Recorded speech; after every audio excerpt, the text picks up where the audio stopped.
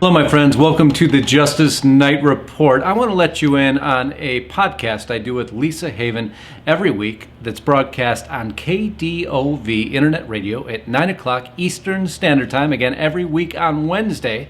I'd love for you to watch it. I'll leave the link below. And on this particular segment, it's an hour long, but I'm going to take a 15-minute or so segment that was done on Real ID. This is one of Lisa's just blockbuster hits she did because so many people cared about what was going on. It went viral. So I want you to listen in so you can learn a little bit about it for yourself. Thanks again. And again, this is Justus Knight. Hi, everyone. I'm Lisa Haven, and this is Justus Knight. Well, in this next half, Justus and I want to talk about a lot of different things that are going on. For starters, Real ID. Now, I did a report on this on my channel about a week ago that was really, really huge. But we figured, the best thing to do is bring it on, kind of hash about it and see. I want to get Justus's input on that. So for starters, I guess, I'll break down what Real ID is. So Real ID, if you guys haven't heard of it, this is something that you're all going to be, you're going to have to comply. I will almost say forced to comply. And yeah, it's a little bit like that, but here's what I mean by that before I say everyone's forced to. In America, here in our country, pretty much everyone across the country is going to be required to have what's called a Real ID. Now, this is an identification different than your driver's license if you want to fly a plane or if you want to enter a federal building. You can no longer use your driver's license to fly a plane. You have to use the Real ID to fly a plane and go into a federal building. Now you can, or if you don't have your Real ID, you can use a passport, but that's it. Passport or Real ID. No more driver's license requirement. Now, what I want to say here is now you don't have to get the Real ID. You could use your driver's license, but you won't be able to fly or go into federal buildings. So you will have to drive around everywhere if you only have a driver's license and you have nothing else like a passport or a Real ID. Hopefully that makes sense so far, yes? No, absolutely it does. All right, because I want to clarify that. So in a way, yeah, you're kind of forced to comply if you want to fly or if you want to enter any federal building. If not, you're just plumb out of luck with your driver's license. But all of this will come into full effect by October 1st, 2020. There is a deadline. Yes, a lot of you have already received notifications from your DMVs, or if you go to the DMV, they may have asked you, do you want the Real ID or do you want the regular driver's license? But what Real ID is, in a nutshell, is like a federal database. It's a national ID.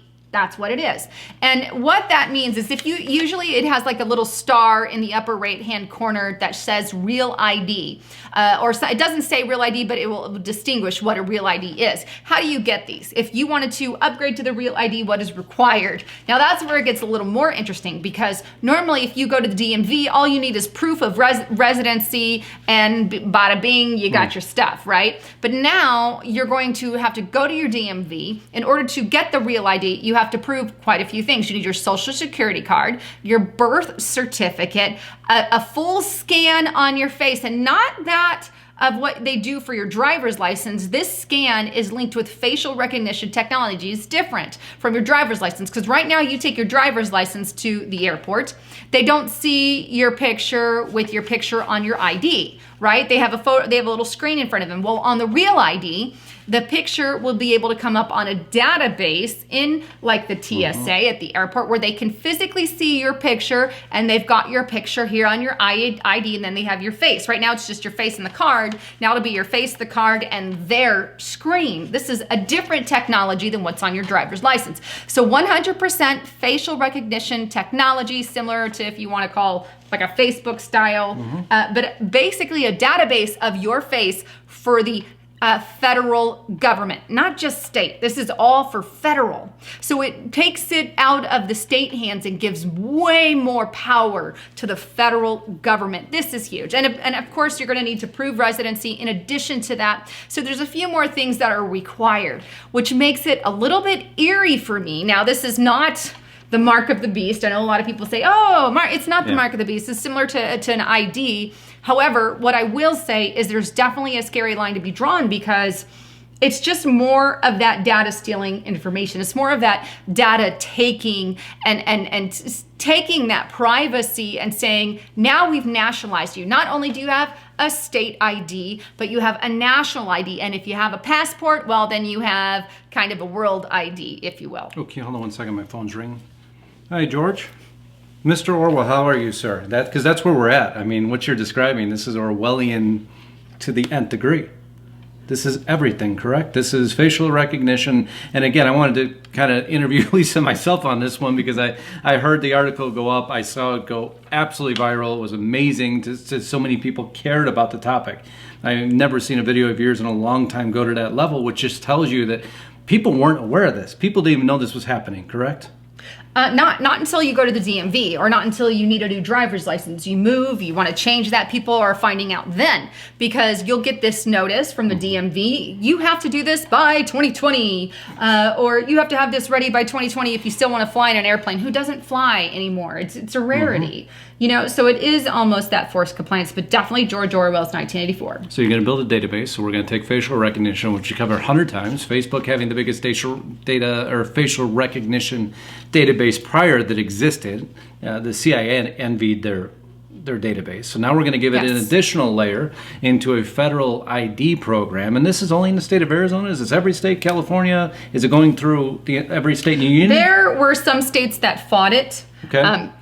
And I'm pretty sure, I think there was one that was on the fence, but in the end, I think it's 98% of the states so far. Okay. But the other ones will, or the other one, I think there was maybe one or two that were kind of, all of the states have pretty much signed on and said we will comply. There's about 28 to 30 some odd, I don't remember the exact number, that are filing for an extension. Okay. But the extension is that October 1st, 2020.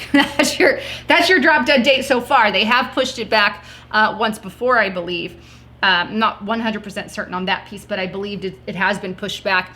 But so far, you can easily Google the DMV on your computer and push in Real ID, and they have a whole breakdown of it, and it's there. It's right front and center, so you kind of can see what is going on. But I don't know. What are your thoughts on the Real ID? Well, it's a double-edged sword, because I don't know. You know how it's going to be sold. You know it's going to be sold in the era of securing the American public, securing against terrorism, securing against things that, by the way, just so everybody understands, the worst terrorist in the world will be able to modify any database. Any of this technology can change. Yeah. The only person that's going to be unprotected is us. It's why I struggle with these technologies, because the more you study, the more you're going to understand. And I know so many of you probably read so many articles on this. What can be created can be hacked. What can be hacked can be manipulated. Could you imagine traveling to a foreign country, being somewhere on some bad watch list? I'm going to just chirp into this real quick, and when this facial recognition comes up, flag them. It's seconds away, right? Facebook had no problems. They didn't even know what happened to half of their profiles. They lost it. Twitter, do you hear what Twitter's doing? Twitter's wiping thousands and hundreds of thousands of profiles, wiping them out because they were fake. Their stuff didn't catch it. The best technology companies in the world can't guard against this. What makes you think for a second that our government's going to be able to guard against it? They're horrible. They're putting out articles right now saying, President Trump, please help us build our artificial intelligence because we are so far behind.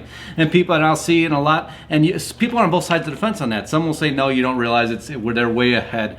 In all reality, I don't believe we are way ahead. I believe that probably China has us eclipsed at this point in time on artificial intelligence. My question has always been on every article I cover, everything I bring up is, how do people know how to secure this information? We are giving them the keys to our very freedom, the keys to our identities. And they have no way that they have proven to me yet, beyond a shadow of a doubt, that they have any way to secure that information, but yet we continue to have to cough it up. No, it gets leaked pretty much everywhere and anywhere. I mean, that information they've admitted has gone out. Oh, here's a message from your bank. Mm-hmm. Oh, we happen to leak this and that. Sorry. That's it. That's all you get is a big sorry. And these guys have bigger bankrolls than anybody does in software, in security. The bigger companies, I would even argue, are bigger than our federal government in their spending, especially when you get into the multinational companies. Their security databases are beyond imagination. Now, Russians just used the Bitcoin premise to hack into did you read that? Oh no, they found a way to use Bitcoin to hack into other computer systems now.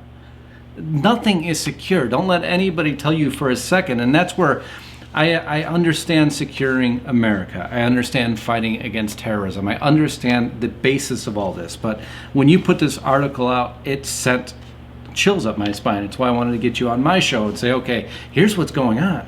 Folks, listen, and this is what we continue to throw flags up about. So now you have a national ID that's going to be facial recognition software. They already take known traveler identification. You already need to give your fingerprints. So now they'll have your facial recognition. They'll have your fingerprints. What else are you going to use? So now I go to my bank. Eventually, they're going to use facial recognition software to recognize me in a database that could be hacked. So as soon as my bank account can be accessible, if somebody hacks into it, is my medical records going to be accessible? It's a lot. They're already keeping a medical record on you in your doctor's office. That's why I always say be careful what you share.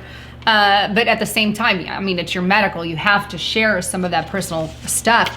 But I think, the more that we get into it, the Real ID is just the beginning of something that we're going to eventually fall into some kind of global ID card in the end, right. Or global card. This is something that's part of the 16.9. There's 17 sustainable goals put together by the United Nations, 17 total.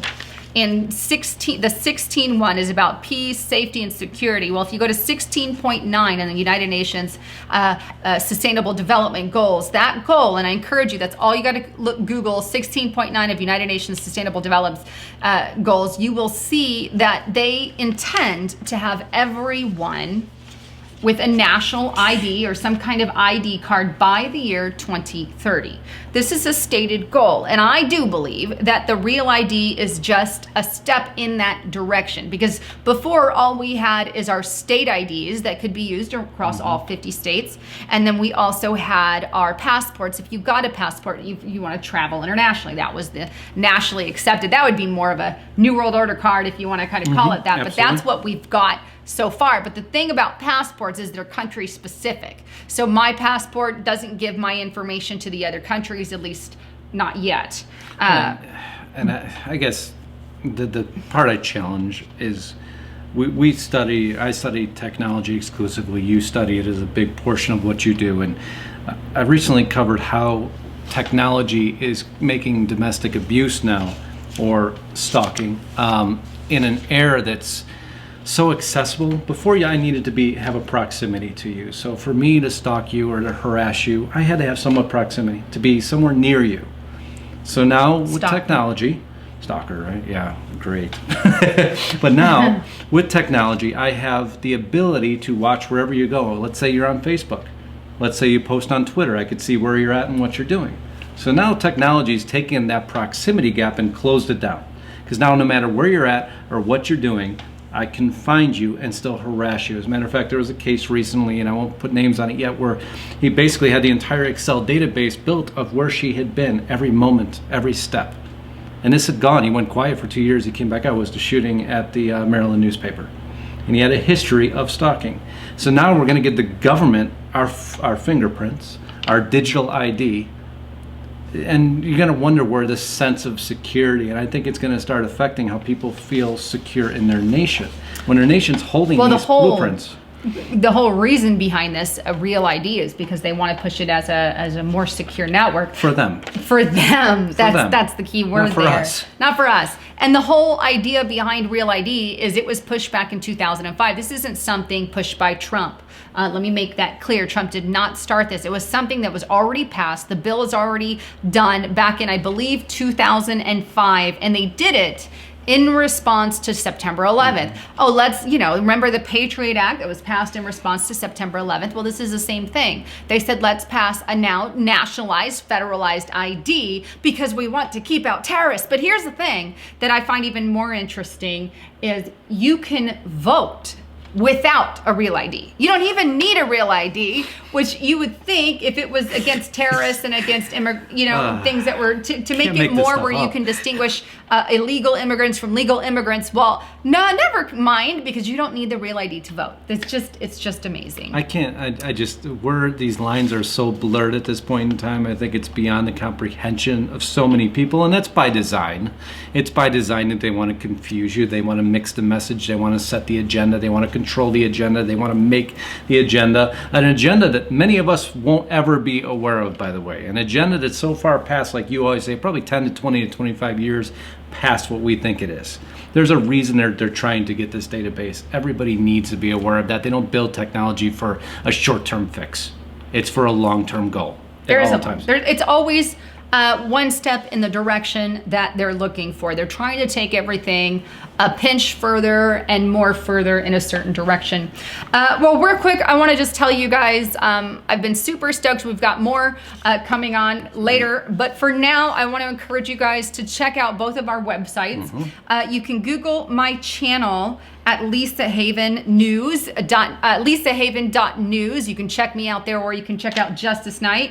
And mine would just be to go to YouTube and type in Justus Knight, Justusknight.